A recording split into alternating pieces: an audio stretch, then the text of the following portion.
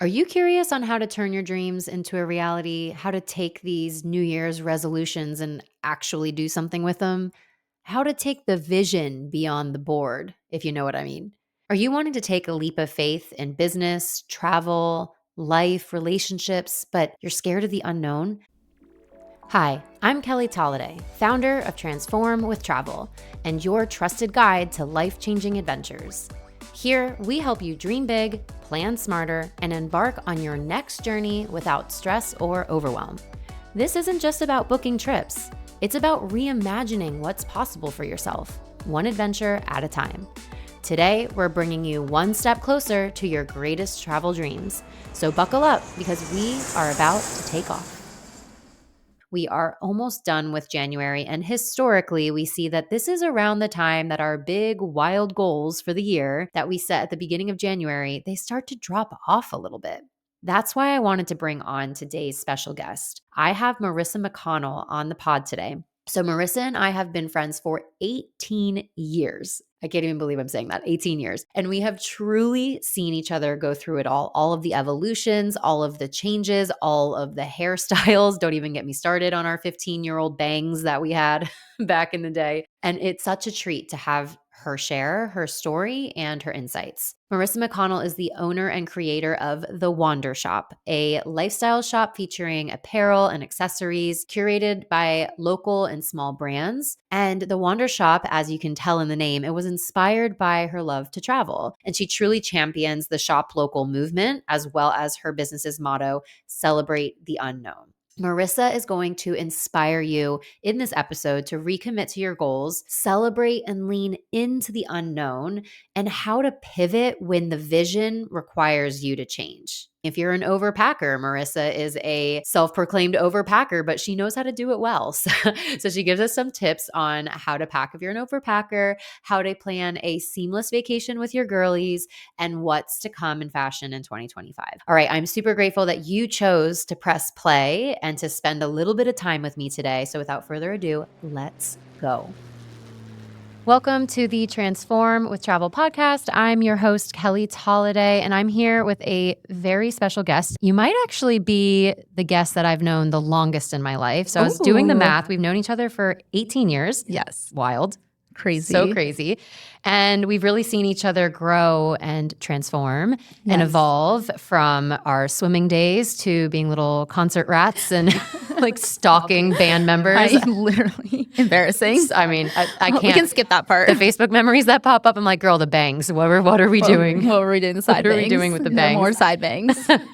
And then really just like our businesses and our travel and watching you grow with your business, The Wander Shop. So before I get too far into it, just welcome, Marisa. I'm so happy you're here. Thank you. I'm excited to be here. And I always want to say Marisa Folz because that's your maiden name, but it's Marisa McConnell. Yes.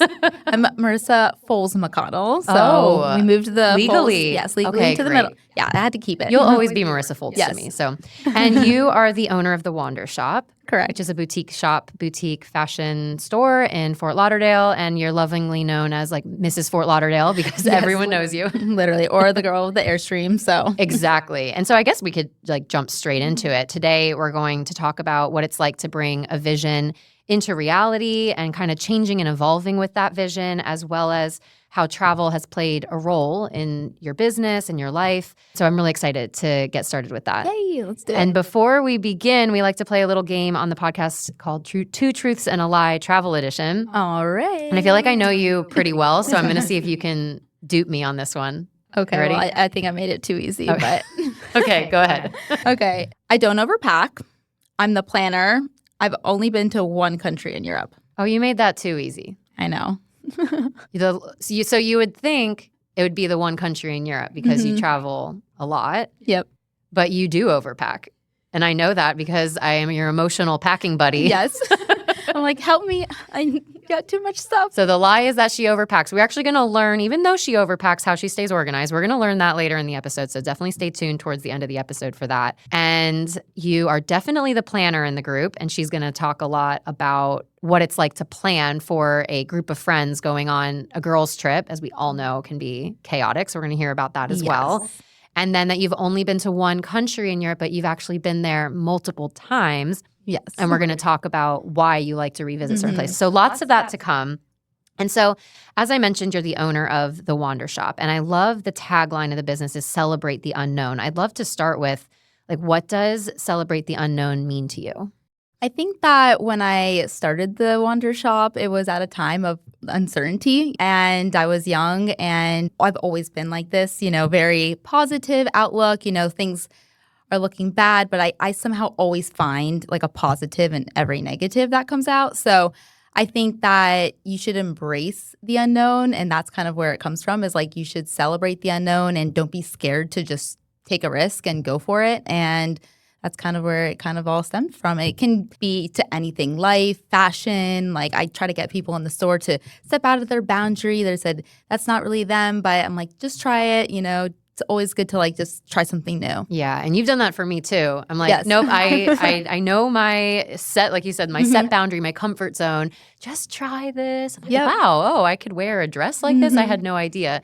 So I love that. And you are now celebrating 9 years of the shop. So you would have been very young starting this. And I know you've had fashion runs in your family. You've been around retail before. But I'd love to hear about where the original vision for the Wander Shop came from.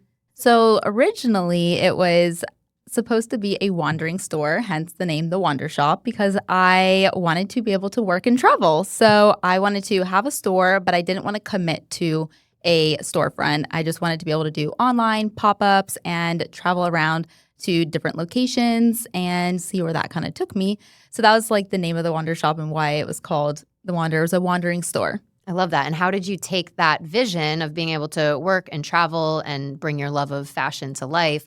How did you bring that vision into a reality? What did that look like? So I started off doing just pop-ups only. The idea was to get a mobile boutique. I had seen it somewhere and I thought that was so cool. So that was just like the goal. And I just did a ton of pop-ups until I could afford a Airstream. And I finally, I think 6 months in, I found one and we converted it. We did all the work ourselves. It was like super low budget. And when you say we, who's this? You and your mom? And yes, and my dad, he's the one that knows how to use all the tools. I'm just like, yes, let's do this. All right, get it done. Handyman. Off you go. Yes. So, yes, we converted that. I put all my friends to work. So every single friend had worked on that first Airstream. And I think it meant a lot, too, because we did the work on it. And it was really special. Yeah. And where were you when this all came about? I know that you went to school up in Orlando. And so where did the Airstream come to life first? It was in Fort Lauderdale. Oh, okay. Yes. So I had moved to Fort Lauderdale after college in Orlando. And I had been working in the event world and I just was ready to like kind of do something a little different. And I started helping the family business. And through that, I was able to kind of spend extra time to be able to build the brand. Yeah, perfect. And with the Airstream, you traveled around to different like festivals and pop-ups and stuff like that. And then eventually you landed yourself in a spot, like kind of a permanent spot, but in an Airstream. Can you talk about how the vision changes over time? So the original vision was to work and travel and do all of that together. And then you ended up finding a more permanent spot for the Airstream. And then later down the track, there's even more further evolutions of the brand. Can you talk a little bit about how you were able to lean into all the different evolutions of the business and what that looked like from then until now? So originally, yes, we started with the Airstream, and I had already developed a partnership with that area and the owner of that property. And the idea was I would park it there. In the meantime, that would be my home base. And then I would leave for events and take that out. But realizing it was a lot of work to take that trailer out of there because it's where it was like wedged into that little like area. It was really a lot of work. So I was like, this is not something that I can do weekly. So eventually, after doing that a few times, I was like, well, we need a second Airstream. So one that you can take with you easier. Mm-hmm. Oh, okay. So good idea. then, and I loved the property. I mean, it was thriving. Yeah, everyone the best. loved it there. And like, I felt like I really got to create a community and really get a lot of returning customers and everyone. It was kind of like the spot to go was iconic and people looked for me. So when I wasn't there, they were like, oh no, where did she go? So it was kind of nice to have that home base still, but I still wanted to be able to take the Airstream to travel and do what I wanted to do. So that's when I ended up building out a second Airstream. And It was really fun. We did, I think the first tour that we did was a college tour. I had this idea to go to all the college Oh, I love campuses. that. And I had literally never really driven the Airstream by myself before. And we had already like booked this market and the Airstream was still almost being finished. And I left at like 9 o'clock at night. Never had tried to drive with the trailer before. Oh my God. And I was like, all right, we're doing it. And I just got on the road and drove up to Orlando. Our first stop was at UCF. And yeah, and I just kind of had to like learn as we went. And it was so fun. So we did UCF, Jacksonville, FSU, and then in Tampa, we stopped in Tampa, I think. So then we did Tampa and then came back down. And then it was fun. We got to do like all the music festivals down here, events all over South Florida. That's amazing. While still having the Airstream at the Alchemist, right, where it was parked there, and you our would home just base. have like staff to be able to run the store. And so something that you just mentioned there is learn as we go. I feel like as entrepreneurs, that's something that you either is a skill that you are innately born with, or you learn very, very quickly. If you are okay with learning as you go, what do you think are some of the things that you learned about yourself in the process of building a mobile store and then also realizing you wanted to have a community and having a home base? Like, what are some of those lessons that you've learned through this journey? Learning from myself, I think I know that I've learned that I love spontaneity and I also love routine. So like it's hard because like half of me is like, go do this, do that. And then half of me is like, okay, I want that, routine base, which is why I think it was nice having the best of both worlds in that case. I think that's really powerful because something that I spoke about with a previous guest, Diana Smith, she was on the podcast earlier in 2024. She talks about this balance specifically with a family, but this balance of wanting the stability of having a home, but also craving adventure and novelty and all of that. So I think it's really cool that you were able to blend the two together. At what stage did you decide, because those that now know the Wander Shop in its current format is that it's a brick and mortar store as well as online e-commerce. At what stage did you decide, okay, Airstream is no longer fitting the vision of the business anymore? And how did you make those decisions?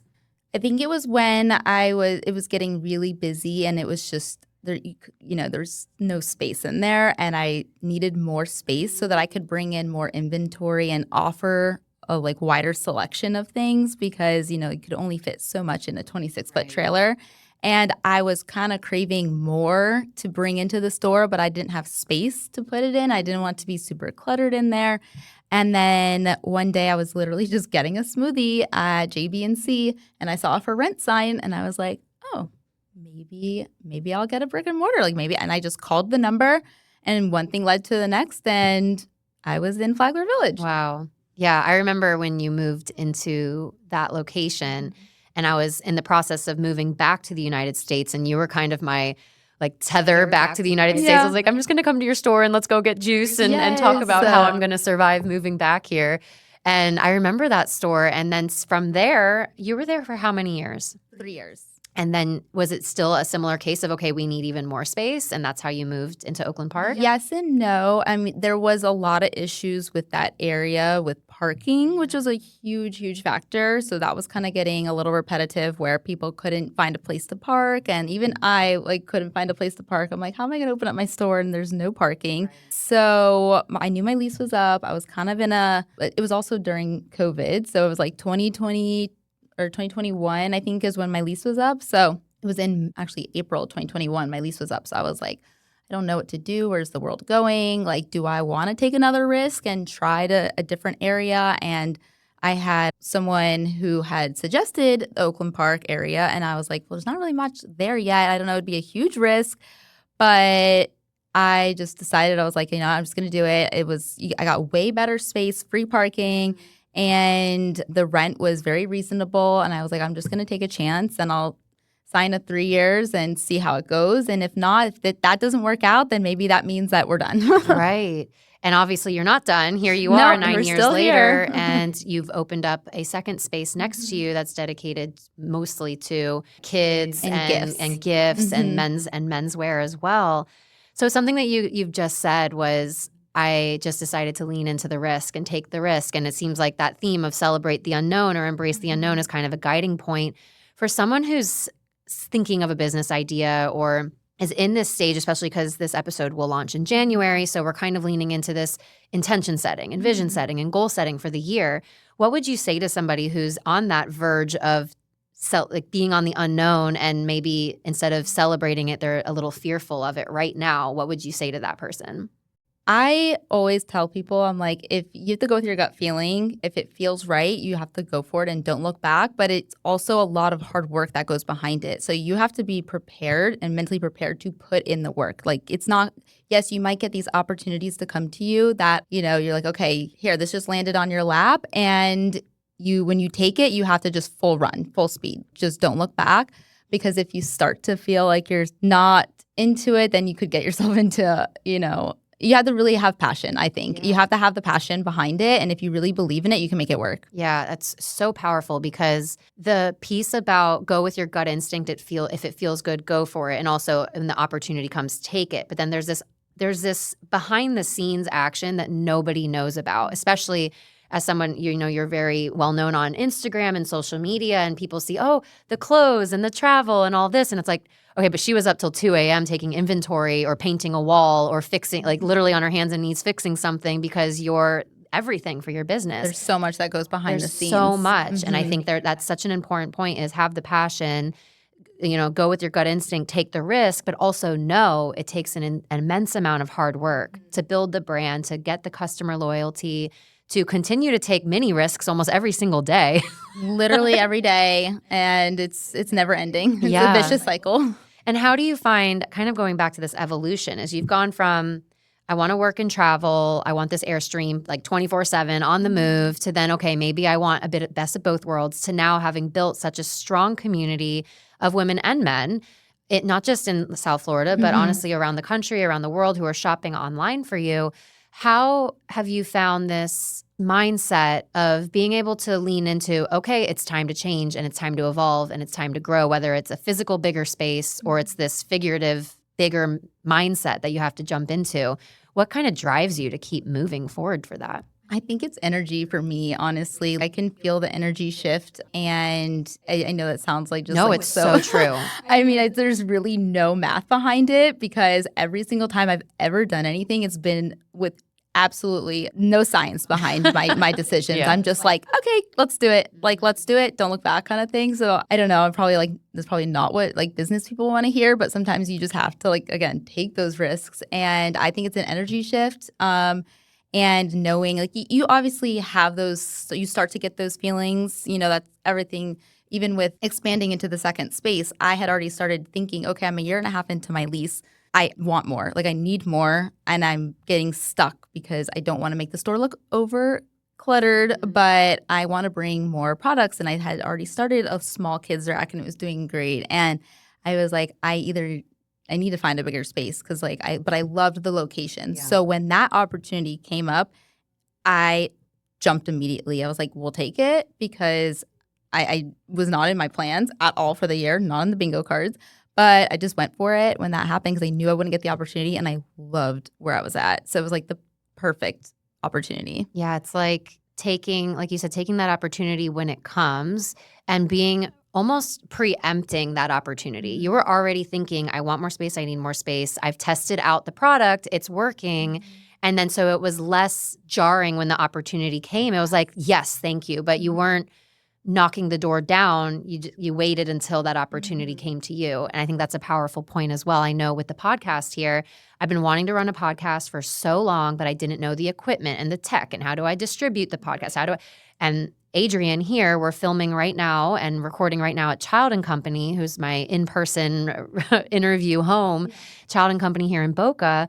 And she came to me and said, hey, we're going to open up a podcast space. Do you want to be our guinea pig for a couple months and test out the equipment? And I was like, yes. I was like, I don't have the time. I don't have the resources. I don't have that. You make it work. You make it work. You do. You make it work. When you really want it, you make it work. And you evolve with the podcast. We were doing weekly. I couldn't keep up with weekly by myself. So I did bi-weekly until now. I've been able to hire a team, and now we're moving back to weekly. And it's like of allowing the vision to still be there, but allowing it to evolve. I think that's really important too. And I feel like that goes into like knowing how much you can handle and knowing when to take a step back as well to prioritize yourself, because you can't keep going if you're drowning. Exactly. The business can't thrive if you're not thriving. And yeah, I love that. So speaking of vision, what's next on the bingo card, as you On the say, bingo for card. the Wander Shop? Well, you just never know. But I am at a point where I feel like every 2 years since I started, it's always been an expansion, a growth, a project. And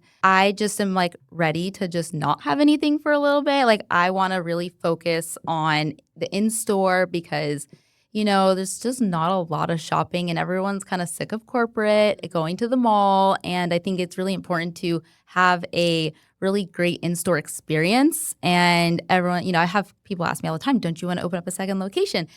And I just feel like I'd rather have one amazing location and then focus on the online. And I really want to take a step back and really focus on like behind the scenes work. There's so many little like website projects I want to work on, focus on online, social media, and just getting creative. So that's kind of my next year thing, is just really starting to like focus on getting creative and being consistent. I love that. And being like, I mean, I personally, it's probably about 25 minutes from my house. It's not that far. It's just South Florida traffic.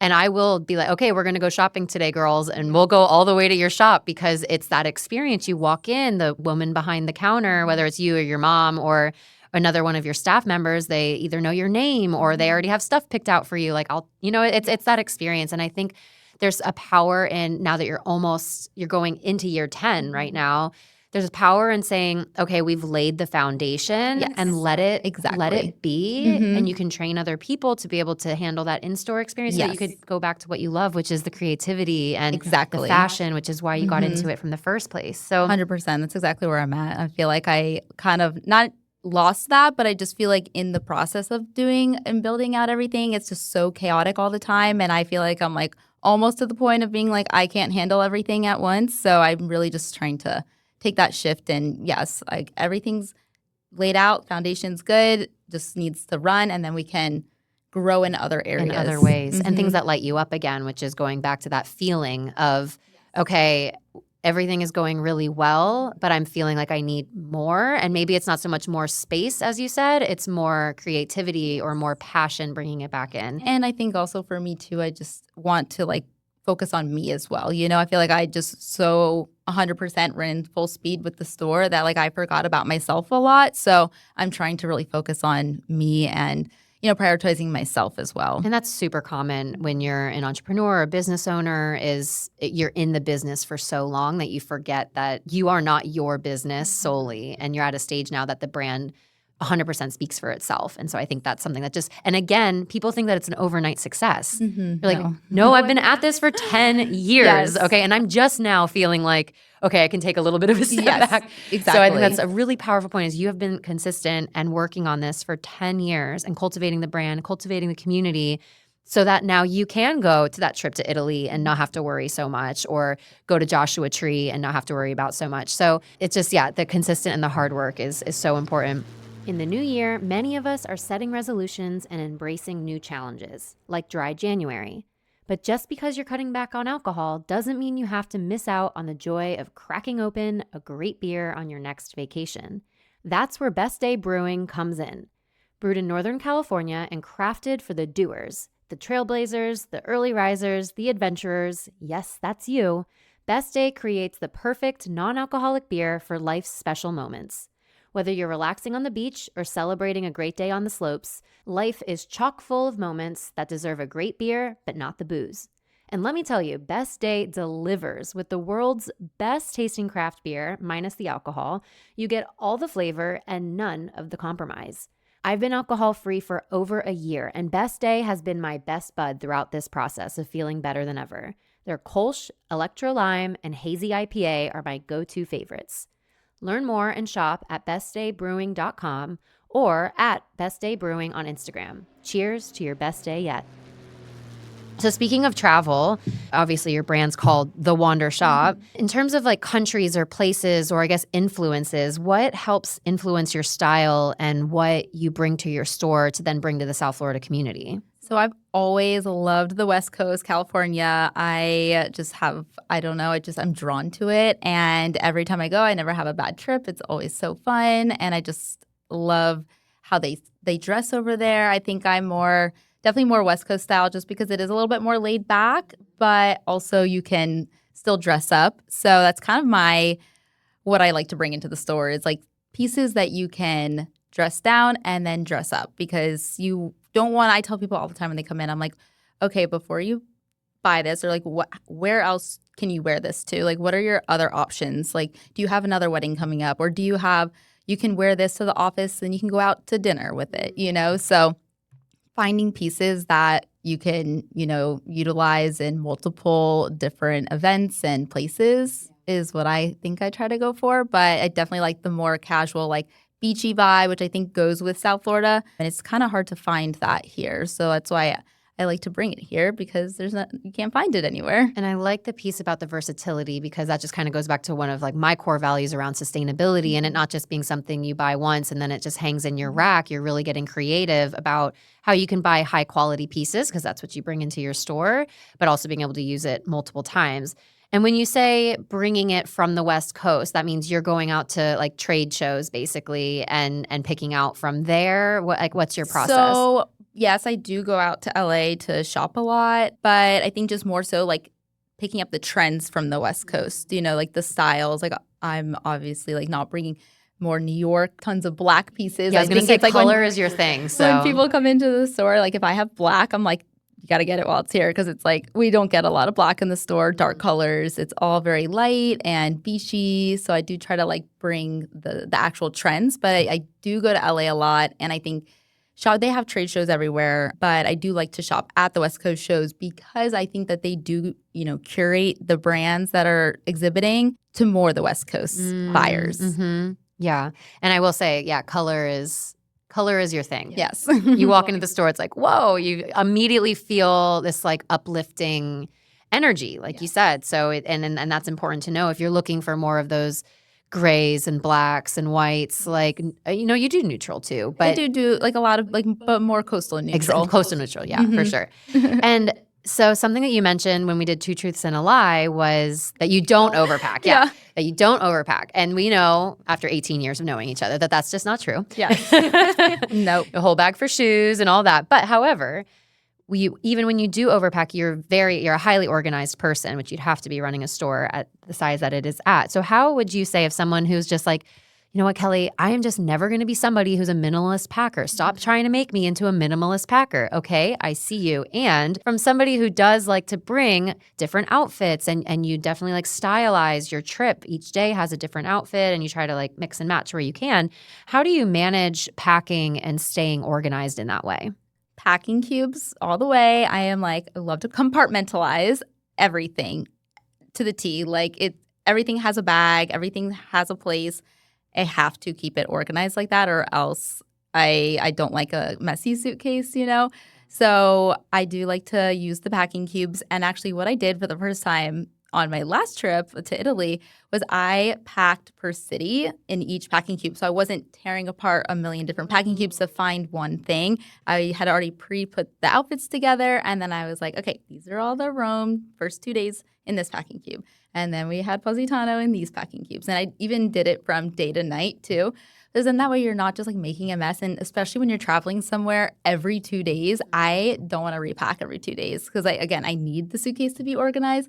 So I don't want to just like throw it all in there. Yeah. I was just thinking about our trip to Thailand, how useful it would have been if I just said, okay, this is the island packing cube. This is the mountain packing cube. This is instead of trying to take out, like you said, one shirt for this thing. Because I think in the past I've done like, okay, all jeans are in here, all shirts are in here. But I think it really helped having it by city for this one. And then also I used Canva to create all of my outfits in a guide. So it's such a great tool on Canva where you can do the background remover and you can literally just style all your outfits. And I had it in a PDF so I could pull it up and everything is ready to go. I knew what I was wearing. But in the past, that was the first time I did that for this trip and it was amazing. But in the past, actually still, I keep it in my phone, but I have a folder called My Closet. And then I just take a photo of the item, do the background remover that iPhone offers, And then I have that in there, and you can actually hold and then drag and drop. So you can actually like pick out an outfit using what you have in there. So that's also what I've done in the past. I've never thought about that. And how do you think, obviously, so that you know what you want to bring, but how do you think visually seeing each outfit helps you cut down on what you're bringing? Or I'm thinking in my head, you'd end up saving time while on the road, not being like, oh, crap, what am I going to wear today? It's just like Exactly. day 1 a.m., this is what I'm going to wear. Or instead of making a mess and pulling out everything out of your bag, I'll just take a shower and then lay down for a sec and look at my phone and then pick out my outfit, and then I'll go find it. Pull it straight out. That's amazing. Wow. I'm just thinking even with kids, it would just be so helpful to have all of that. And you'd end up probably when you're seeing everything visually, when you're packing, you're able to be like, okay, wait, I'm only going to wear this one pair of shorts for one outfit. No. Well, that happened to me on this trip. I had so many clothes put aside. And then as I was making my style guide, I was like, I don't need like 10 of these things. I've gotta say no. Yeah. So it's like, okay, maybe you overpack a little bit, but it's not as bad as maybe it used to be because now you're staying super organized. And for somebody who might be listening right now who is in the content creation game or trying to build their brand, it is very helpful. Or perhaps you're working with brands where you have to bring a certain shirt or a certain pair of pants. That really helps as well to stay that makes organized. it tough too, because most of the time I will be trying to get content with everything too. So that's why I'm bringing a lot of outfits where I feel like if I weren't necessarily doing a content trip for the store, yes, then I would probably pack a lot better. It's just half the time I'm like, I have this opportunity to get all this great content, so I'm going to pack as much as I can. And how many like DMs do you get people being, oh my God, is that shirt from your store or is that bracelet from your store? All the time. Yeah. Every day, daily. So it's worth it, right? Yes. So you'd be like, here's the link. Yes, exactly. That's awesome. And so you've mentioned California, that you really love LA. I know we have a crazy story in our friend group about Joshua Tree. And obviously you've mentioned Italy, and that's you've only been to one European country, but you've been to this country multiple times. Yes. And we can talk a little bit about those places in particular, but why in a world where it is ticking off how many countries you've been to and just like speed traveling and crossing off the bucket list, why do you love kind of to flip the script on that? Like, why do you love to revisit places over and over again? I think for California, it's a little different, especially because I do a lot of work there. So I have to go out there anyway. But like for Joshua Tree, for example, because I've been there multiple times, I feel like it's almost like a home base kind of away from home. And it's a very like recharging space out there. And I think in my chaotic like world living here and running a business and trying to do all the things, it forces me to slow down a little bit, and it's just so calming. It's an energy vortex of the world. Like you can recharge so well out there, and it's just nice. And I know where everything is at. You know what you're getting yourself into, and either way, you're still gonna do new things. Every time we go out there, we discover new things to do, and more places are popping up, or we'll say, oh, we already did that this time. Let's do something else this time. Yeah, like you have a chance to go deeper into the place. Exactly. And there's less of a learning curve, less of a let's scroll through TripAdvisor and find restaurants. The places that you like. Maybe you're open to trying new places. I think of when we go down to Dominical in Costa Rica. We're now going back in March. This will be our 5th or 6th time in like 2 years. And we know the drill. We slide on in, we pick up our pizzas ready for us to pick up, and then we go to the grocery store. Then it's like you have your thing. Your routine. And I think when you're living day to day just in chaos, it's just sometimes nice to have that, especially when you actually want to vacation. Like you want to take that time to actually recharge. There's a time and a place. So there's a vacation for vacationing to actually relax. And then there's the trip that's going to be, you're going to be itinerary is jam-packed. Right. And that's okay. You can have both. Yes, exactly. And it goes back to that, the balance between the routine and the going out into the world and trying something new. Yeah. And then like for Italy, I went back again only because I felt like I was a little rushed the last time, and I wasn't like I felt like there was so much I wanted to do that we didn't get a chance to do, and it's huge there. So when I had the opportunity to go with all the girls, I went with Ben, my husband, the first time, and then we had a friend's wedding. So we kind of did half week, like a whole week of our honeymoon, and then a week with our friends for their wedding. So I just felt like there was so much more I wanted to do. And it was my first time in Europe. I was like, I want to go back, and I'm not ready to like go to another country because I want to almost check that off my list and be like, I feel like I'm good now. I got everything done that I wanted to do. Now I'm ready to go explore a new country.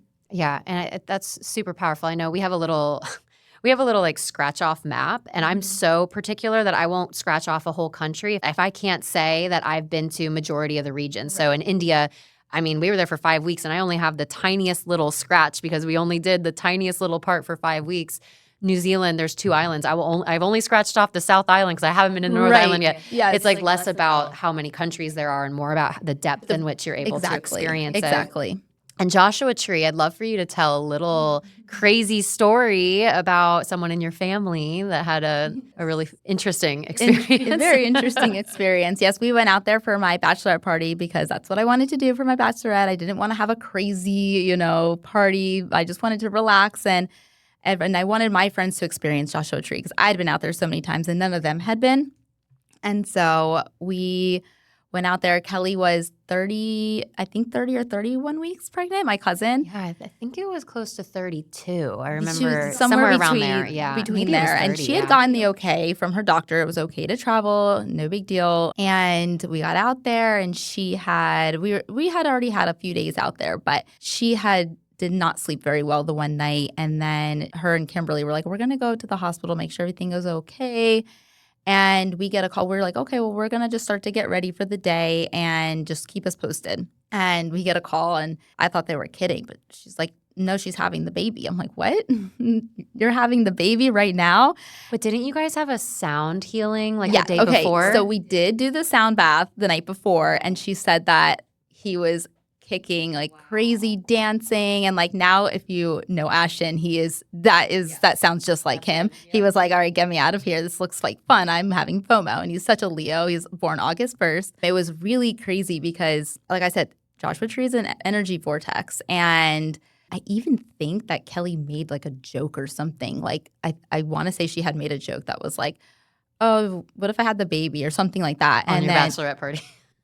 Then literally, I'm like, you got to be careful what you say out in Joshua Tree because it is such an energy vortex with the manifestation, and whatever you say probably is going to come true. So, so we had the sound bath, and she said he was like jumping like crazy. And next day, that's when it happened. And it was the most beautiful morning, which was crazy too. It was blue skies. Kimberly and I had went on a little hike walk in the morning. And then when they went to the hospital, all of a sudden, like it started to get really cloudy and we didn't really know what was going on yet. We were just in kind of panic mode trying to get her stuff to the hospital for her. So once we found out she was having the baby.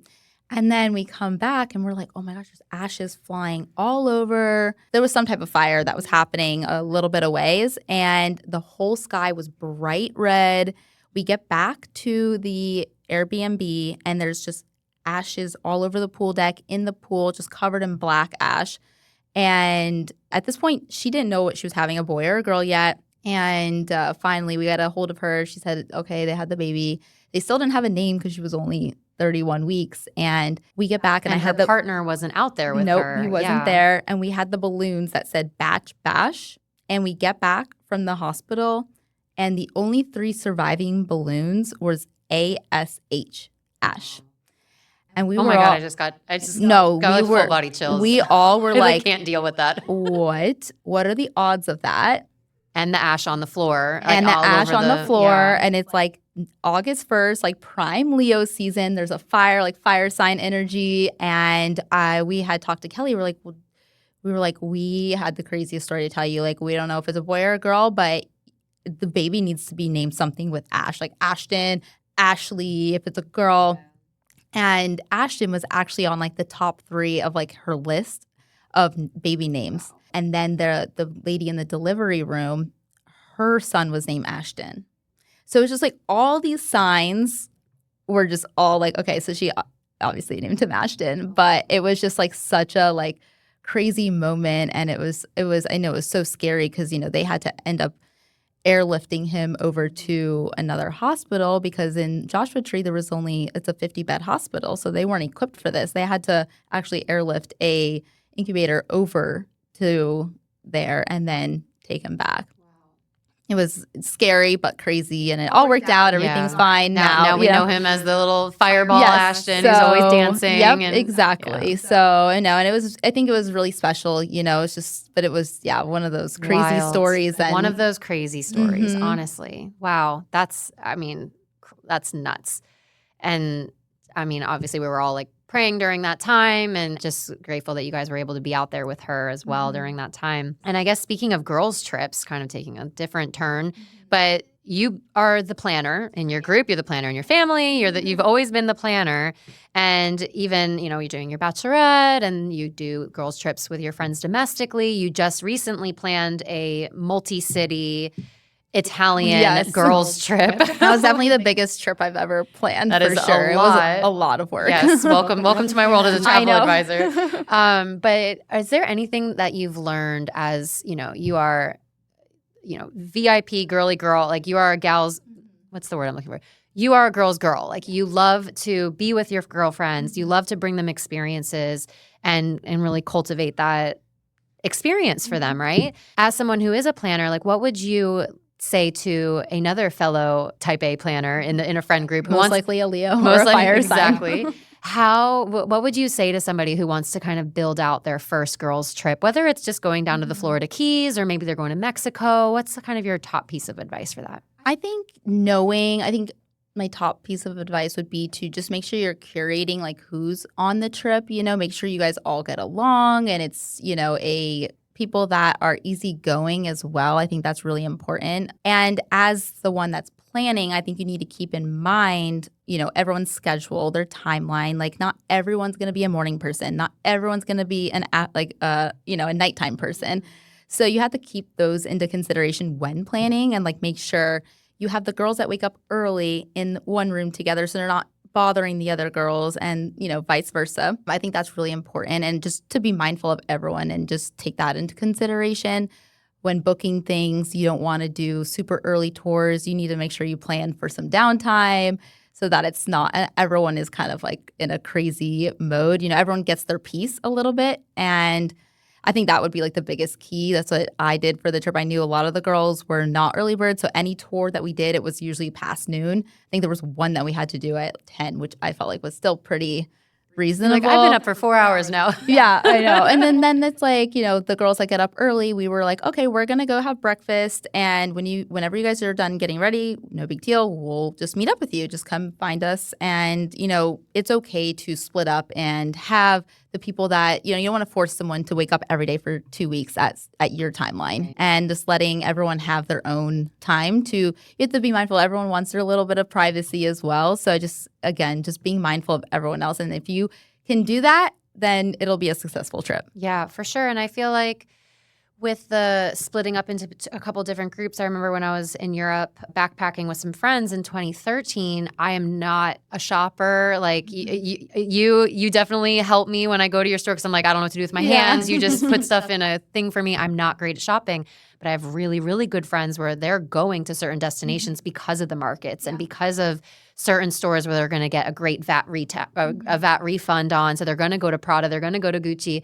And it's just not really something that I personally like to do. So it's good to have a mix of friends sometimes, or unless you're either going like all in, all adventure or all in, all cultural. But if you do have a mix of friends, make sure there's not just one friend who likes to shop because otherwise they're going to feel bad for asking for time or they're going to feel resentful for not getting the time.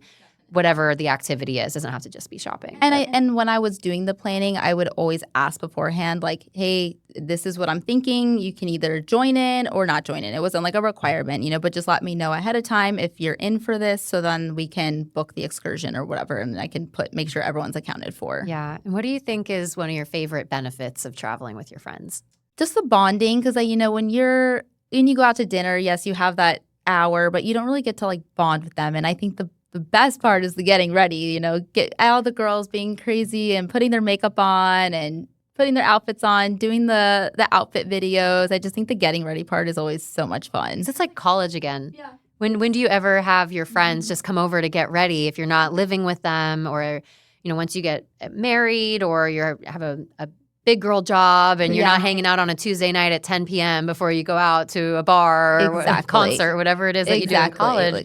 kind of get that feeling again. That's always like I feel like we always bond the most there, and then we have the best time. Like those are the best memories is the getting ready. Yeah, it's so fun. You're now sparking interest for me. I need to reach out to some of my college friends and get a little girls trip going.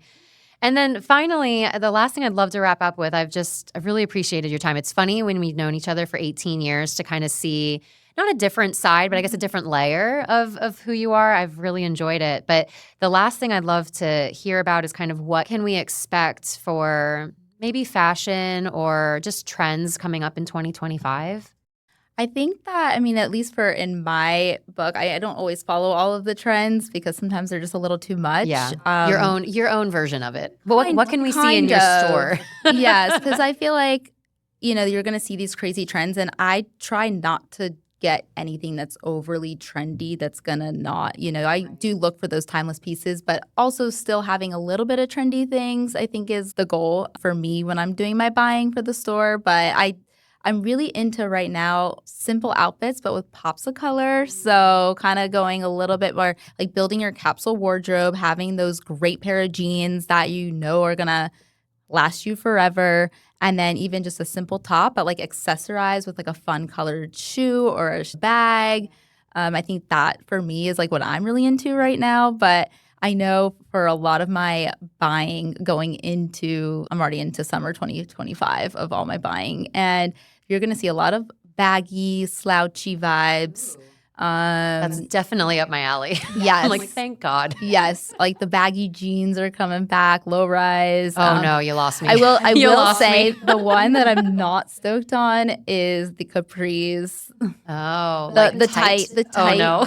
The denim tight capris. This went downhill really fast, Marissa. I know. I saw that on my thing, on like one of my orders, like the catalog, and I was like, no, we're not going there. And those are the things is sometimes those are too trendy, especially living down here in South Florida, that I'm not going to buy those pieces for the store. So in 2025, a lot of people are going to be looking for those capsule pieces, basics to have, and then getting a couple of those trendy pieces to keep you kind of on trend, but not buying so much of the trendy things. Yeah. Okay. I'll keep that in mind. And then, of course, going into spring, you're going to see a lot of really fun colors. So. Okay, so capris, low rise, and baggy. All right. Well, yes.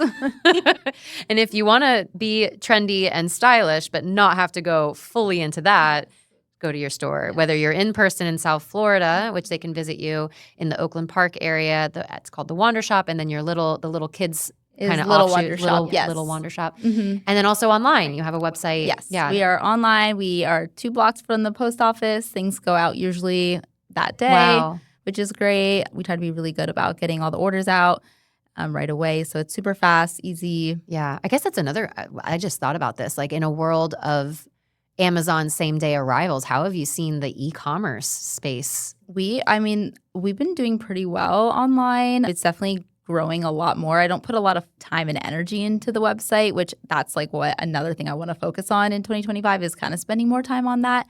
But if you kind of have to be good with like SEO and all of that to be able to bring your page up and also just like people expect things to arrive the next day. So as a small business, like almost a one-woman show, it's like people forget that that there's real people behind these orders. And I think that I'm really lucky to have an amazing clientele customer base that they're always so understanding and so great, and they want to support small. Like I even had a girl that I don't know how she found us, but she was from, I don't know, maybe like the Midwest or something. And I was emailing her back and forth and she needed to exchange something. And she was like, wow, you've just been so great. Thank you so much. And I think even as online shoppers, they want that great customer service as well online.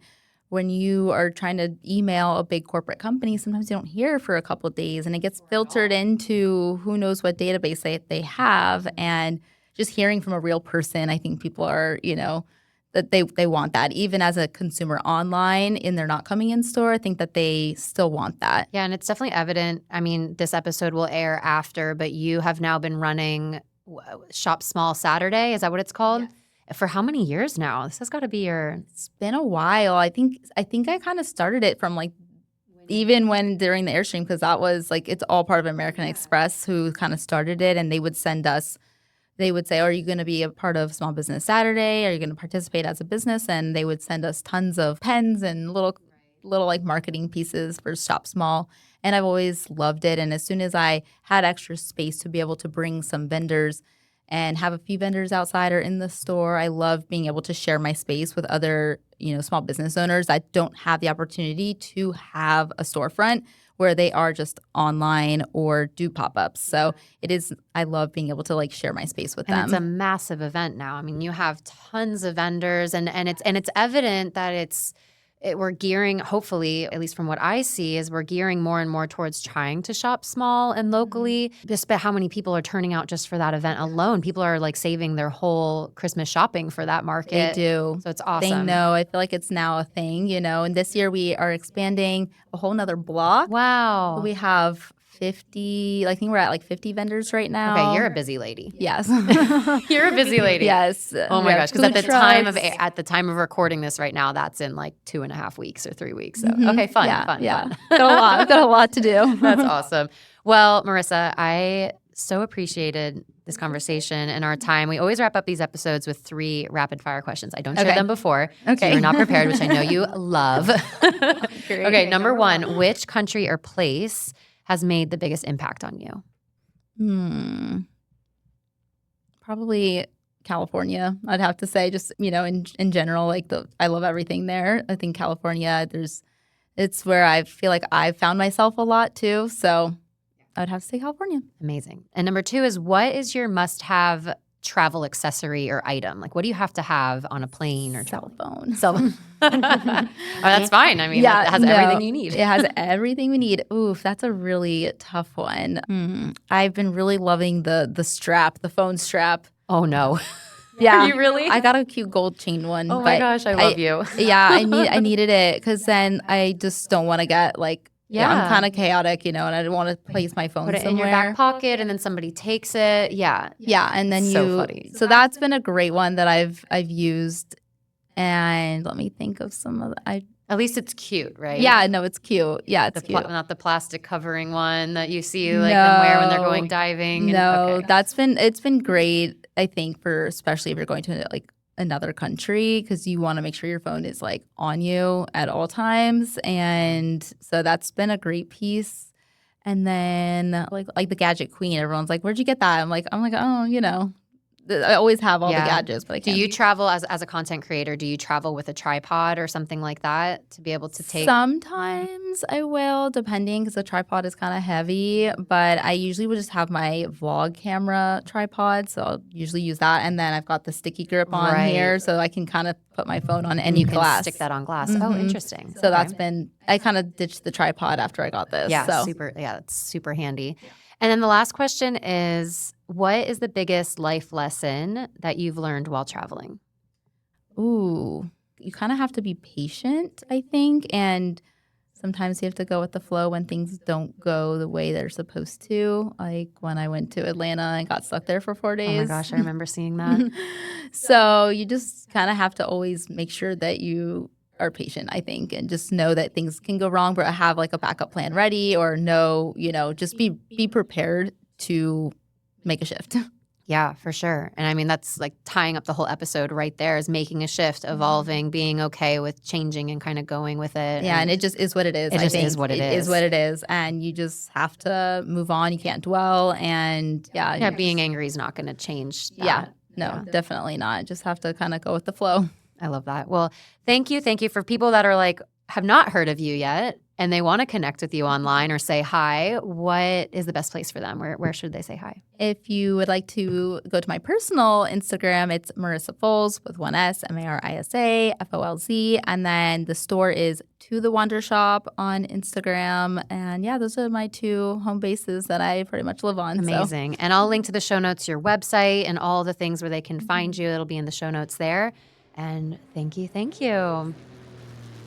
All right, what did we think? I loved getting to know my friend Marisa a little bit better through this interview, and I left feeling so inspired to recommit to my own business and life vision, and maybe even take a look at where my life is asking me to pivot and grow and dive headfirst into that. I think that's one thing I took from Marisa's story, is she just dives headfirst when the vision is telling her it's time to change. I hope that you got that message too. Huge thanks to Marisa for spending the time with us. Lots of love to you, my friend.